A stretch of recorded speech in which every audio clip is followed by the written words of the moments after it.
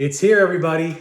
I'm so excited. I finally have it in my hands. It's physical, it exists. It's something different when you actually hold it in your hands. There's been so much effort, so much time, so much resources investment placed into this book. And I just want to thank my wife for bearing with me through all the conversations, all the time.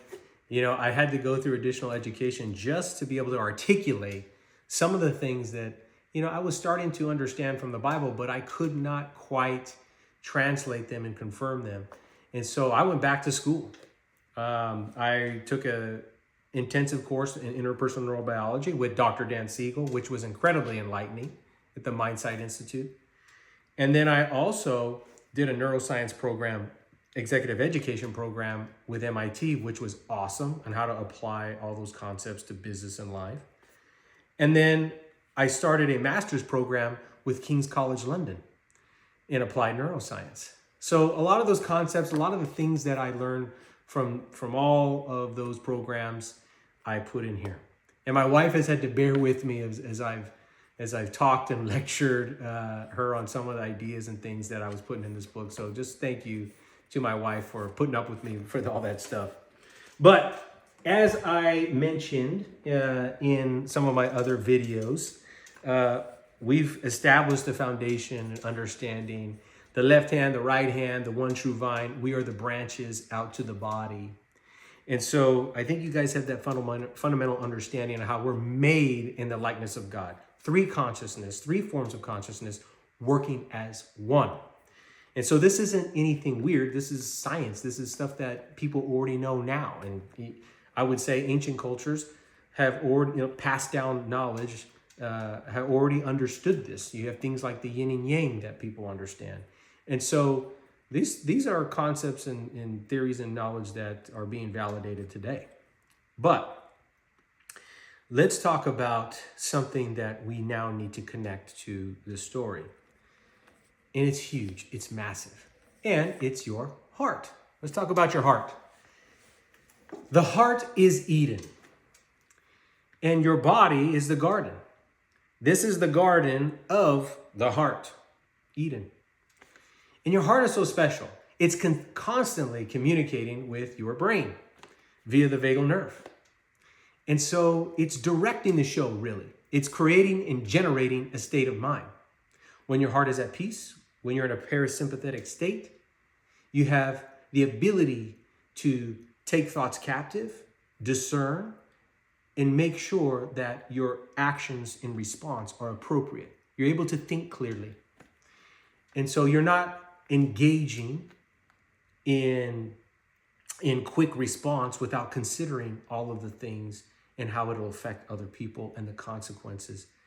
But if you act impulsively, now we've got a problem, because there's various theories on what generates actions and responses, but there are things called constructed emotions. There are various ways that the heart, if there are theories that as the heart rate goes up, that will create an emotion where people feel that there is fear or there's a concern. But the heart, again, is regulating the system. It's generating the state of mind. So if a heart is calm and it is in its parasympathetic state, at peace, then we have the ability to be able to think clearly, take every thought captive, be discerning, and do the right things. And so the heart is the center of everything. It's directing the whole show. So we know that eternity has been placed in man's heart.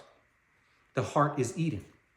From Eden flows a single river, the aorta, distributes to the rest of the garden. And it breaks into four pulmonary veins, return oxygenated blood back to the heart to be redistributed to water the garden. Now, let's talk about those rivers. Let's not look past those rivers, because we got to be detailed here. So when you take a look at those rivers, one of the rivers flows through a land where there is good gold. It's important to note good, because good gold, fine gold, however you want to say it, good gold in Torah, as it states, good gold is treasure. And then another land that it flows through, a river flows through, has lapis lazuli. Lapis lazuli is extremely valuable. So it was traversed from Afghanistan to different territories at that time, and it was considered extremely valuable. It's on the eyes of King Tut's sarcophagus. Now, let me remind you that the person who's writing Genesis for the Adam and Eve story is Moses. Moses grew up Egyptian all his life, was educated in the greatest knowledge of the Egyptians, and was mighty in works and deeds. So he's utilizing his education from the Egyptians as he's writing the story. But just, again, consider these things. Good treasure, good gold, right? These are treasure. Lapis lazuli, treasure.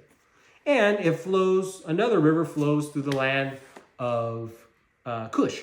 And so it's very hot there. You know, Cush is like burned one or burning one or the land that burns. Burn is the theme. Okay? So now, I'm just going to articulate to you some of the words that Jesus says. So Jesus says, wherever your treasure is, there your heart will be also. And out of the good treasure of a man's heart, he brings out good things. So we know that Jesus is identifying the heart as the center of the garden. Everything is coming from the heart.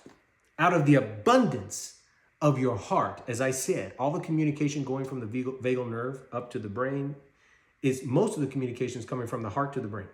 And out of the abundance of the heart, the mouth is going to speak because it's directing your state of mind, and the mouth is going to release what that state of mind is generating. And so we know that the heart is the center of so much. It has approximately 40,000 neurons. It generates electromagnetic fields around you that people interact with. And, you know, you might say, man, there's a weird energy in here because the heart, the brain and the heart, the Bible identifies the brain and the heart as the thummim and the urim and the thummim. Because the heart and the mind are consistently communicating back and forth. And so without getting into other stories and going into a further tangent, the breastplate of righteousness, the breastplate of judgment that was placed over the heart. Because the heart is the center of everything. This is where God is communicating. And this is where the state of mind is being generated for a person. So it's an incredibly powerful asset. And I go through it in much more detail. You know, I'll just give you one example. There's a story in the Heart's Code by Dr. Paul Pearsall that states how a transplanted heart went into another patient, but that transplanted heart came from a donor that was murdered. And the person who received the heart started having dreams about the murderer, which eventually led to the identification of that murderer and helped with the case. And then in addition to that, you know, people talk about again, these are stories that are collected from different cases, but people say that they experience a personality change at times, for a time. And so, you know, we know that the heart is the center of everything, and the heart is incredibly special. So I touch on some of those elements in this book. And I know that as you go through the book, you'll begin to uncover how the heart is Eden. And God also, Jesus is also in the bosom of the Father, in the heart of the Father. So again, we'll start to put these pieces of the story together, or else I'd be here for 2 hours, 3 hours, putting it all together for you. But the book is able to connect it much better in a smaller, in a different amount of time that I don't have right now. So again, I'm super excited for you to go through this and learn and understand from my book. But I just want you to understand that the heart is the center of everything, because you should always protect your heart because everything flows from it. Everything you do flows from your heart. So, I hope you enjoyed this video. I'll continue to share more on further videos, but thank you for listening and thank you for continuing to support everything that I've been doing. Thank you so much, and I'll talk to you next time.